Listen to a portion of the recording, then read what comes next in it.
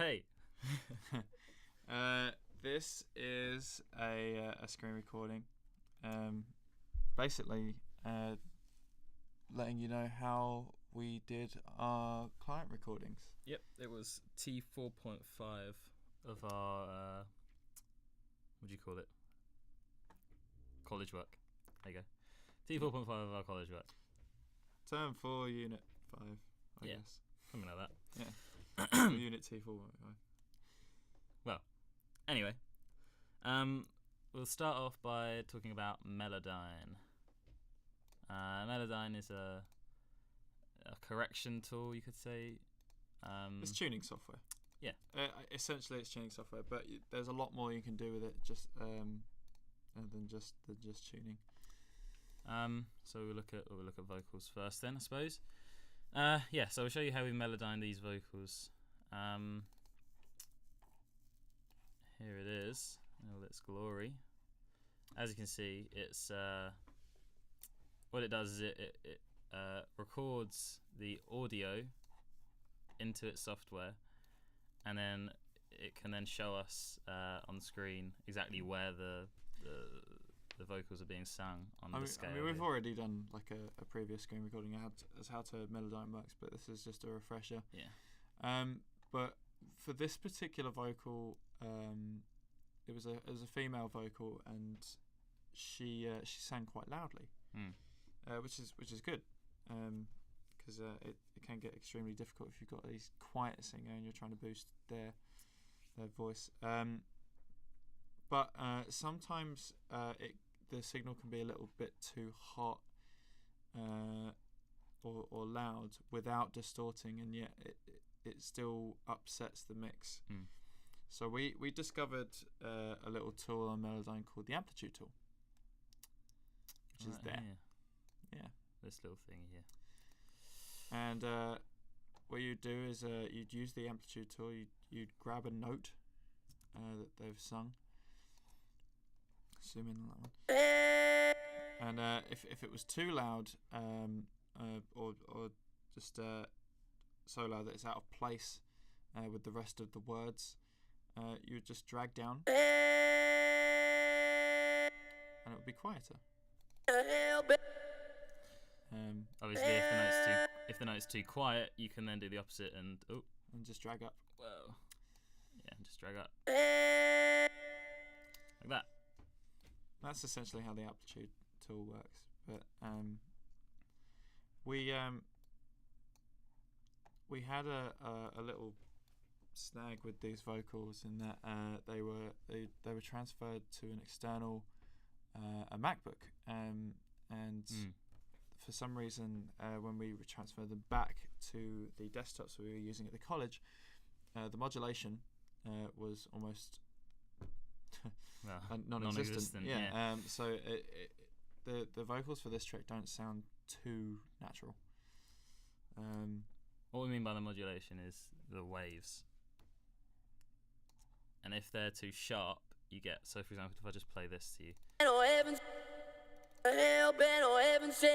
sounds a bit robotic. Yeah, you can make it even more so by decreasing the modulation. So the lines for the modulation are pretty much flat. So what you get is this sort of, it literally pulls the note up to the next note like this. You can hear it go there. There's not actually much of a difference. Obviously it's a bit more robotic. Yeah. But everything was in tune at the end of it, and the artists were happy with the mix, and so were the tutors. So were we. Yeah, and obviously we double. It was quite a long task melodyning all of these vocals, because we did have double tracks for every vocalist, and there were 3 vocalists. And for each track, we individually melodyned each and every note. Yeah. Because we didn't really see the use in auto-tune. No, a lot of people do. There is a tool that you can use on Melodyne. This thing that a lot of people use. It's like instant correction. Correct pitch. So you select whatever notes you want, and you click correct pitch, and you can literally make them effectively perfect by doing that. The only issue with it, obviously, is that if the note is, so for example, if this note was there in the middle, or the modulation line was too close to the middle, it might end up dragging the note into the wrong. So that is then out of tune because that should belong in D here, not the D sharp. Which is amusing, but not useful. No. Yeah, well, that's Melodyne, really, isn't it? That's how we used it in this song, anyway. Yeah. We'll look at. Also, Melodyne can be used with other instruments. So we used it for the bass. It's quite useful with the bass. Very easy, and it sounds very natural when you Melodyne bass with. Yeah, so when you Melodyne. It's just good to be sure that you've got the correct algorithm to work with. Sometimes you might want to use like a different algorithm to what you would usually use for an instrument. So in a guitar, did we? Yeah, we Melodyne a guitar. We did Melodyne a guitar.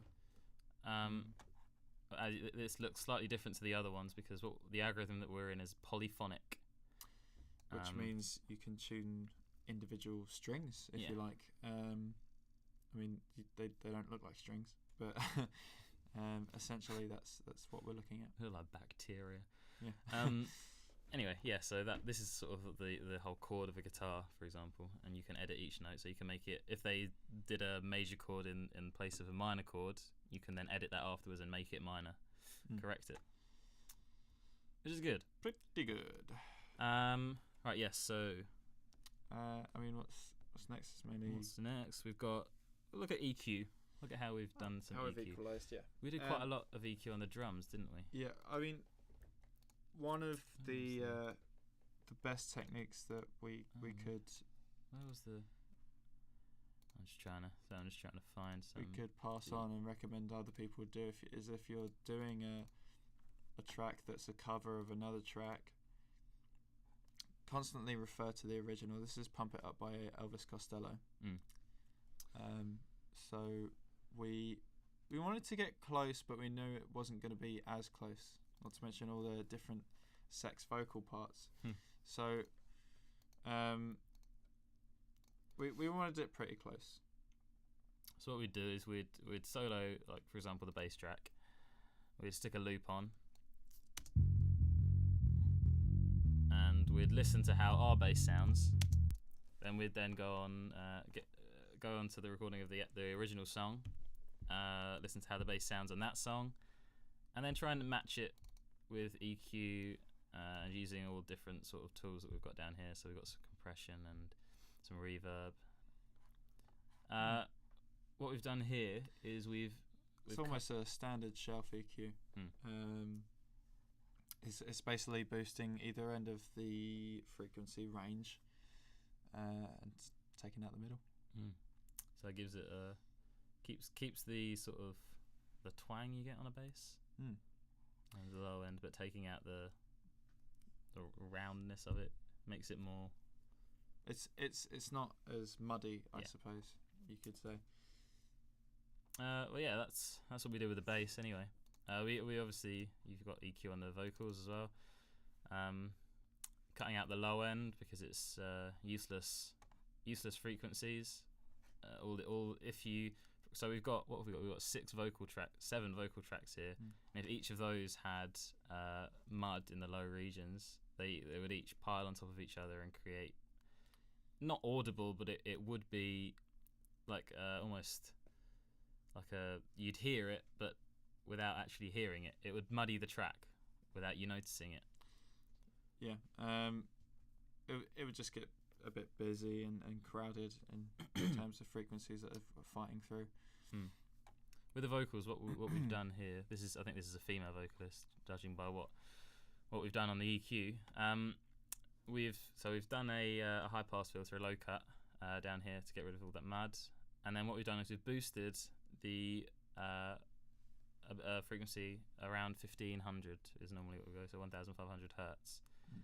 What this does, it adds a bit of clarity to the vocalist, brings out what they're singing a little bit more, just makes it that much that much clearer, which is what you need with vocals, really. Another thing that we use is an exciter, which also we found brought a lot more clarity to the vocal tracks. Now, exciting is essentially sort of boosting high frequency harmonics, isn't it? Yeah, the high frequency harmonics, and we used it a lot when we did an audiobook a while ago.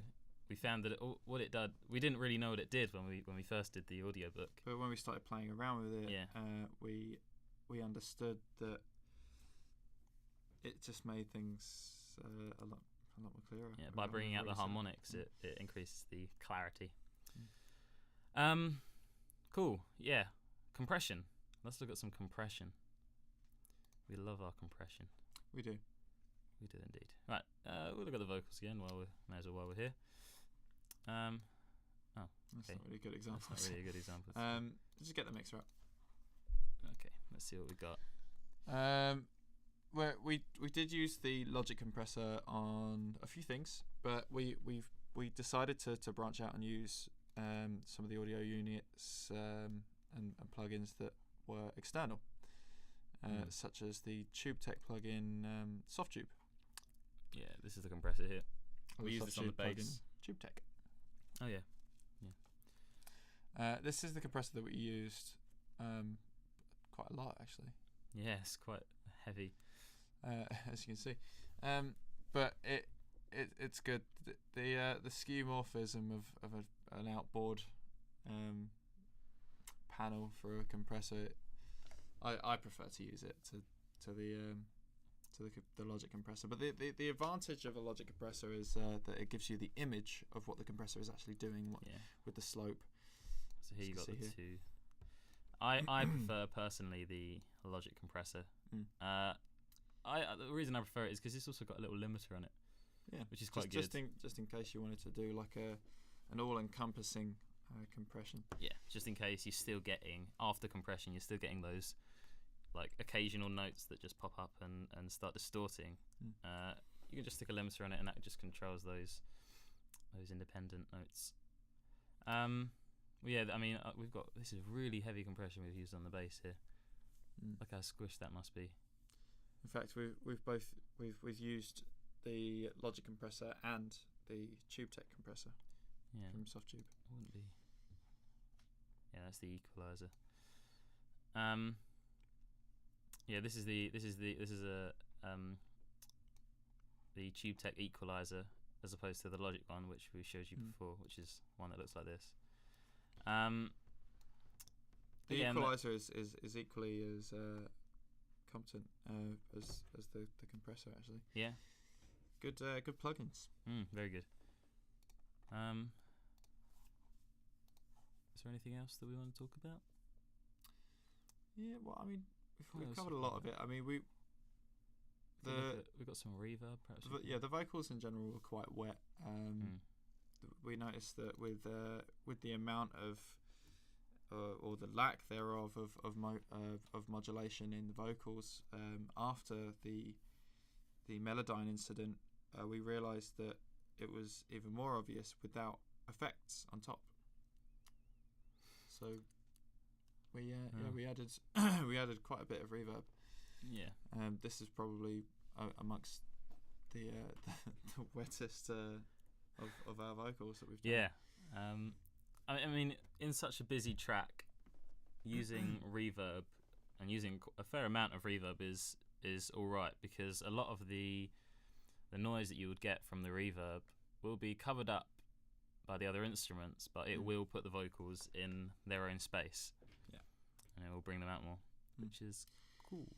Another use to the Logic compressor and the limiter that comes with it is that if you're running everything quite hot on the mixer, you can always chuck this compressor on the output. Yes, the output. Ooh. And the limiter will sort out the levels. Yeah, so what we've got here.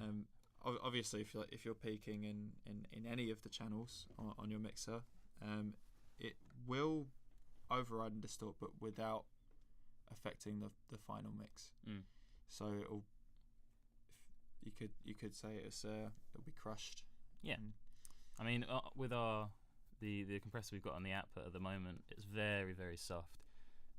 We've compressed a lot of the channels as it is, which controls a lot of the peaking in terms of volume. But where all we've got is a very small. I mean, the threshold's only at -3 decibels. We've got a limiter just to control the odd frequency, the odd note that jumps up. And yeah, it's just a very, very simple control. As you can see, we've added a decibel just onto the whole volume of the track. We clearly had a little bit of headroom to work with, so we obviously wanted to make the track as loud as possible before we bounced it and finalised it. One thing that becomes a little bit more obvious is when you're using a limiter and you're playing whatever track you're limiting, is the gain reduction, which is another useful factor with the Logic compressor, because you've got the VU meter on the Tube Tech plugins, but with the Logic compressor you've got almost the opposite, which is the gain reduction meter. It's not the opposite, but it goes in the opposite direction. So yeah, it's just showing everything that's being reduced. So if I just play the track, you can see how every time that the track is being brought down, it's pulling the volume down each time. It's actually pulling it down by like 8 decibels. It's quite a lot. Yeah. So we were running very hot on this track. Yeah. I mean, you can see with the bass, it's still peaking. Yeah.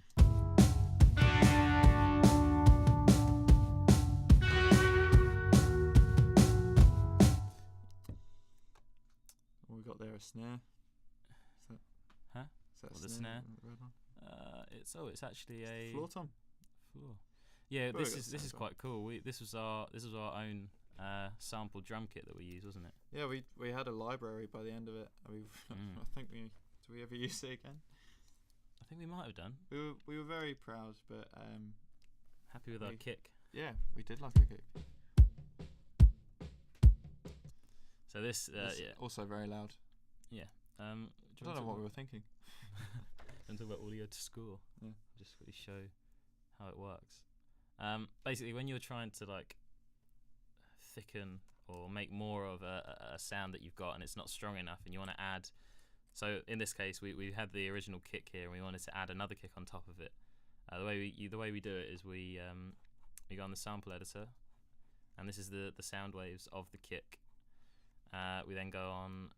Why is that not working? Some of the smaller waveforms that you'll see in between are things that other things that the bass mic is picking up, such as like the snare. That looks like a snare right there. And these are the things that when you're transferring to a MIDI instrument, which what we used for the triggers, and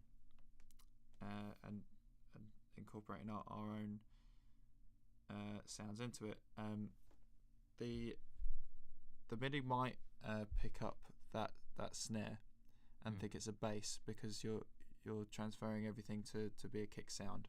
So if I just quickly whack it up, you can see how these little dots. Each of these little spikes is where it's picking up some sound. And what you'd need to do is where is it? Yeah, you'd bring up the actual threshold until it gets rid of all of those. Just like a compressor, basically. Yeah. So you're basically you use a threshold to isolate the waveforms that you want. Yeah, and that's what we've done here. So we haven't got the snare or anything. All we've got is the 4 kick sounds here, and then we'd keep going through it, and it would then bring it up as a MIDI note, and they'd be played at exactly the same time, which is what we wanted. Actually, I suppose it's more like a noise gate than a compressor, really, isn't it? Yeah, noise gate. But yeah, that's our track. Yeah, and I hope this is helpful and enlightening. Yeah, thank you for listening.